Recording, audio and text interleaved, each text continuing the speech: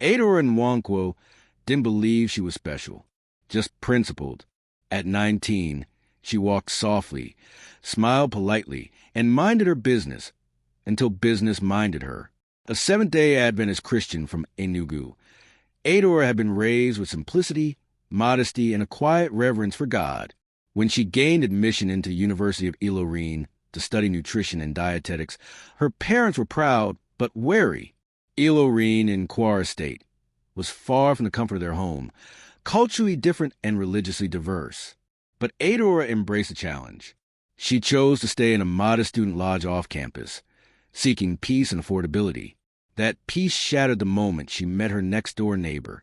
Khalid Danjuma was a pharmacy student from Zaria, Hausa by tribe, and a devout Muslim. He was calm, meticulous, always dressed in clean kaftans and kufis.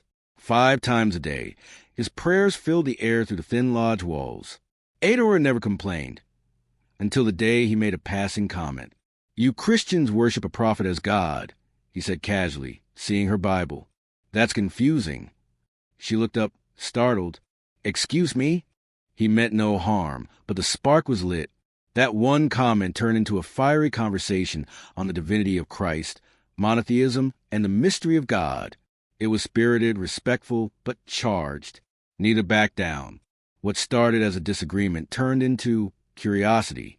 They couldn't stop talking after that. Debates led to deep discussions.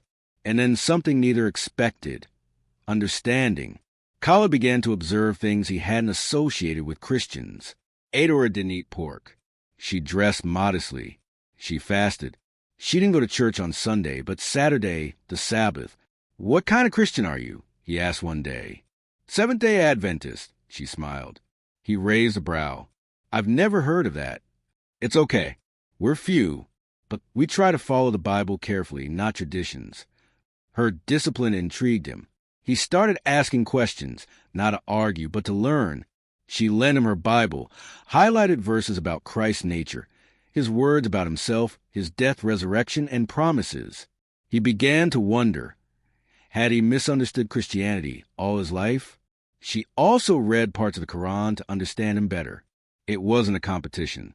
It was an exploration, and the more they explored, the closer they got. But Adora didn't dare think of it as love. He was Muslim, from the north, from a different world. And besides, she had exams to pass. Academic excellence had always come naturally to Adora until it didn't.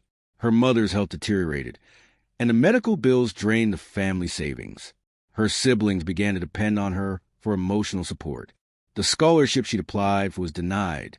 But what hurt the most was the shame of failing BIOC 204, Biochemistry and Nutrition.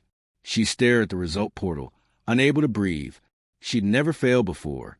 That evening, Khalid noticed her skipping Vespers for the first time. "You didn't go for worship?" he asked gently. She didn't look up. "God seems far right now." He sat beside her, pulled out his pharmacology textbook, and said, "Then let's meet him in the struggle." From that day, Khalid became her academic partner.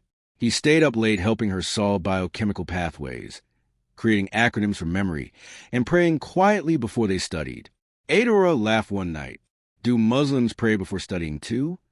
He grinned. "If you need God for exams, then yes." She passed the resit with A.B. He never celebrated his own wins that semester. He celebrated hers. It was during the exam period in their 3rd year that Khalid's world fell apart. A false accusation. He'd been in the wrong place at the wrong time. Someone cheated during their pharmacognosy exam, and Khalid was seated close. Though he had no paper or suspicious gestures, the invigilator reported him. When he got the summon letter from the faculty panel, he broke down in the corridor. Adora found him there, kneeling, praying, sweating. "They want to expel me," he whispered. She didn't ask if he did it. She knew he didn't. His character had spoken louder than any evidence. Adora went into full advocacy mode. She gathered testimonies from his classmates, wrote a formal letter to the HOD, even spoke to a lecturer who believed in justice. She didn't sleep for 2 days, preparing defense notes. At the hearing, Khalid sat quietly while Adora, in her modest blouse and skirt, presented the facts. The panel cleared him, due to insufficient evidence. As they walked out the hall, he turned to her, tears in his eyes. "You fought for me." She held his hand. "That's what truth does. It defends." Khaled's internal world was changing fast. He began attending SDA Bible study sessions. Quietly, anonymously, Adora never pressured him. She simply shared resources, prayed silently, and lived out her faith. One night, after watching a series on the sanctuary and the nature of Christ, Khaled sat under the mango tree behind their lodge, trembling. "I see it now," he told Adora. "Jesus wasn't just sent. He is God revealed." Tears streamed down her face. A week later, in a secluded river just outside town, Khaled was baptized. No guests, no music, just nature, his Bible study leader, and Adora in quiet tears. He chose the name David. "I want to fight giants," he said. After David's conversion, everything changed and nothing changed. His family disowned him. He lost his monthly allowance. He had to take a part-time tutoring job to feed himself. Adora stood by him. She shared her food, paid part of his rent, walked with him to class. When people mocked her, called her husband chaser, she smiled. "If this is chasing," she'd say, "then may God make me faster." They volunteered at a local clinic, offering nutrition and pharmacy tips to children and mothers. They fasted together, kept the Sabbath, hosted many prayer groups. People saw them and whispered, but God saw them and smiled. They married 2 years later a small church in Enugu, a quiet Sabbath morning. David wore a cream-colored ibada. Adora, a simple lace dress and a white scarf. No loud music, just worship. Her father cried. His mother sent a gift through a neighbor, a gold bracelet and a note. "He is still my son, and you my daughter." Their vows were unconventional. To love you in truth, not just tradition. To serve God with you, even when the world misunderstands us. To grow in faith, in hope, in love, until the return of our Savior. And as they sealed their vows, the church didn't erupt in applause. It knelt and prayed.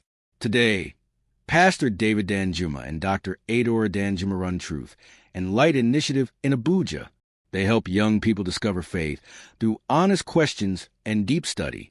They offer free health services, counsel interfaith couples, and organize quiet retreats for seekers. They don't boast in their love story. They boast in the one who authored it. Because when truth writes your story, love becomes the ink, and every page a testimony. I am a new creator. Support me by subscribing and on your notification button.